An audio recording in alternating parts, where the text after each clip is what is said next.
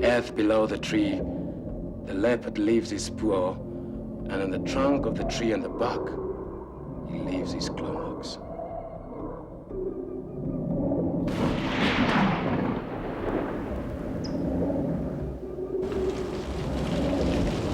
Now, the hunter must build a place to hide himself. This he must build where he can see the leopard coming and also clearly see the buck in the tree.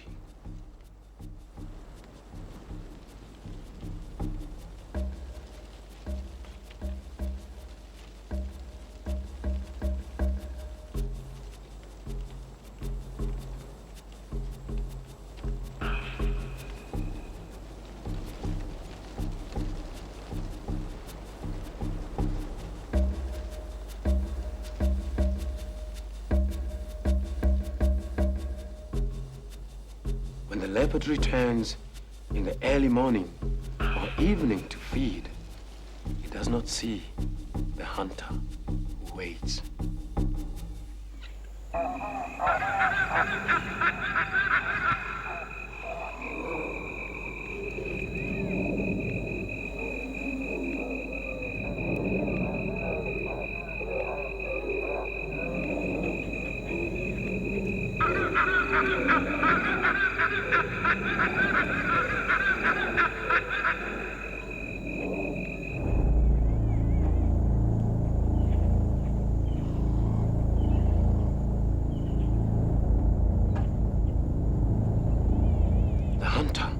Only one shot. This you must take carefully. If he misses, the leopard will disappear in a flash. If there are branches in the way, or the leopard is not clear in sight, these things the hunter knows can make his shot untrue. And his heart must be big enough to put up his rifle and let his hours of careful planning and preparation bear him no fruit.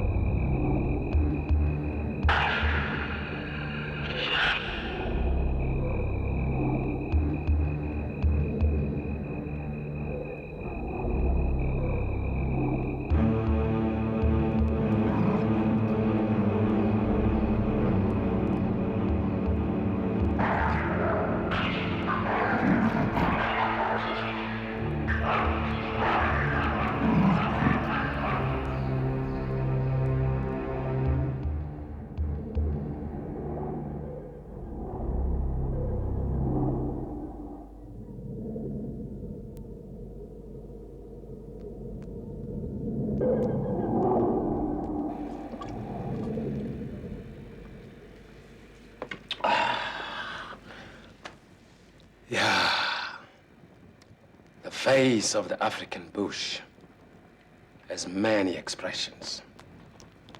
Sometimes fierce and deadly, sometimes playing and laughing. There are many stories to be told about the African bush. Like the story of the wildebeest, the hunter, and the warthog.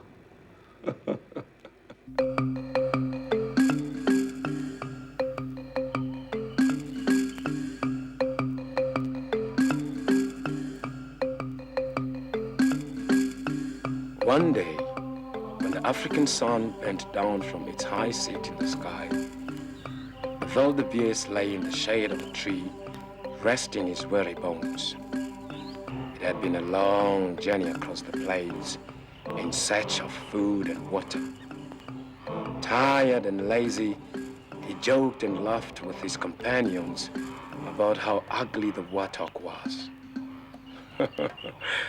This was strange, for wildebeest was not the most handsome creature himself.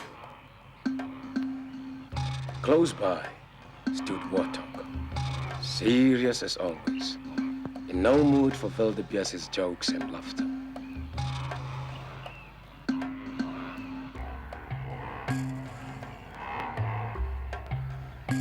Unknown to both, a keen and careful hunter crept close by.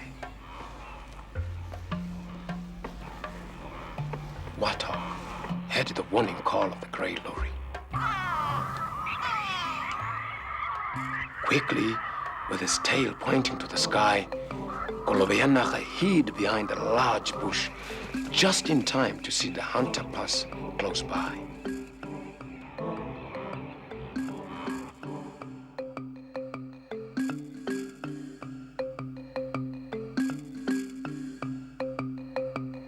So bitter was Warthog's heart towards Wildebeest, he did not warn him of the coming danger.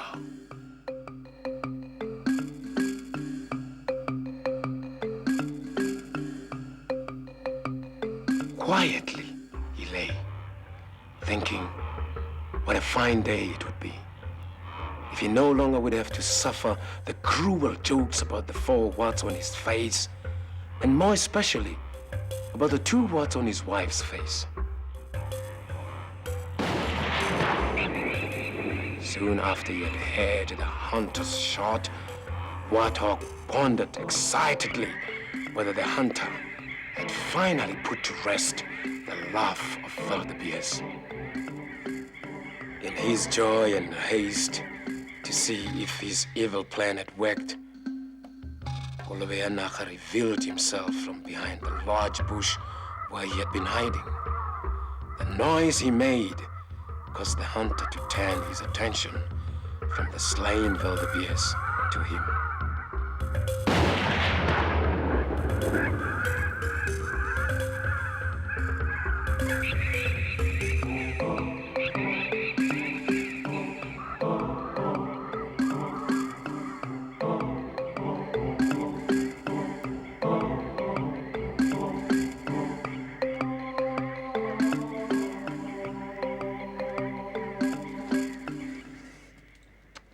And so, he too became part of the hunter sport that night.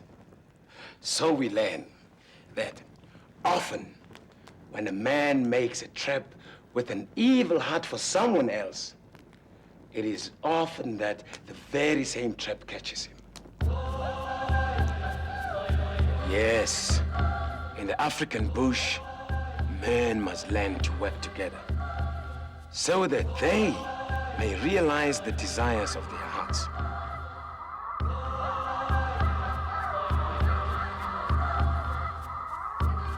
Like when hunting the mountain reed bark, this shy and clever little animal with his sharp horns is difficult to find and hunt.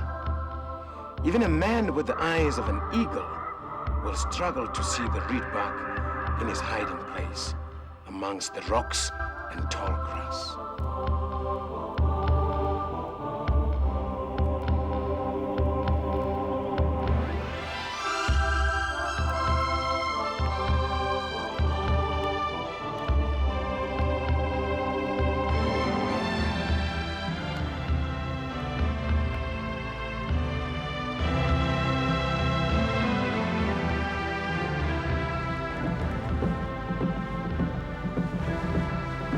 When men work together and beat the bushes, they can drive the mountain reed bark from his cover and force him to run to the high ground where the hunter waits.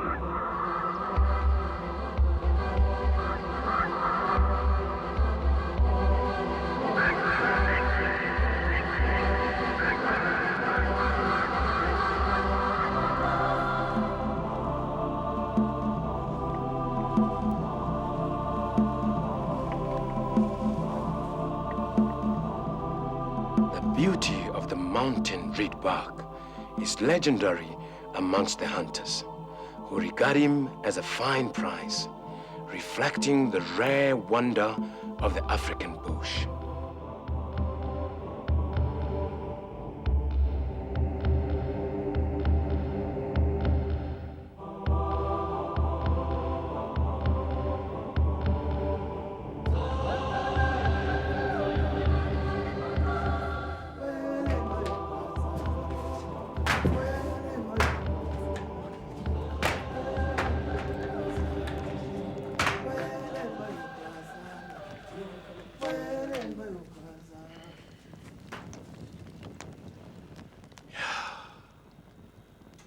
It is a strange thing, this desire the man has in his heart to possess all the beautiful things of the earth. Even if in taking them, he must cut them off from their source of life to enjoy their fading beauty. Like the flower he cuts from a plant for its color, the feathers he takes from an ostrich to adorn a proud warrior. Or even the beautiful horns of Nkonka, the bushbuck, which a man takes as a symbol of his hunting skills.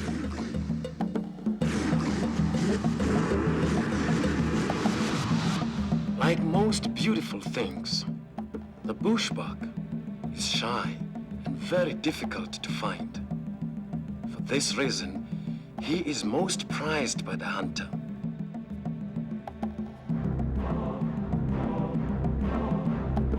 This day, the hunter knew it would be patience and sharp eyes that would bring him his prize. For this is the way to hunt Nkonka, the bushbuck. Walking, watching, waiting.